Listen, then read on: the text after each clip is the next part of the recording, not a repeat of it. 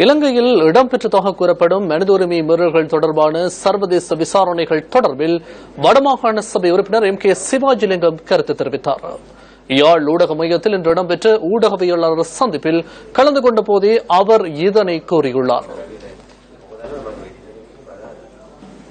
3 கட்சிகள் சேர்ந்து தமிழீழ விடுதலை இயக்கம் டெலோ, ஈழ மக்கள் புரட்சிகர விடுதலை முன்னணி EPRLF, தமிழீழ மக்கள் விடுதலை கழகம் பிளட் ஆகிய 3 பேர் சேர்ந்து ஐக்கிய நாடுகள் மனித உரிமை பேரவைக்கு ஆணையாளருக்கு அனுப்பிய கடிதத்திலே கௌரவ செல்வம் அடைக்கலனா அவர்கள் கையெழுத்திட்டார்கள், கோடீஸ்வரன் அவர்கள் கையெழுத்திட்டார்கள், கௌரவ சுரேஷ் பிரேமச்சந்திரன் அவர்களும் கௌரவ சித்தார்த்தன் அவர்களும் அந்த கடிதத்திலே கையெழுத்திட்டிருந்தார்கள்.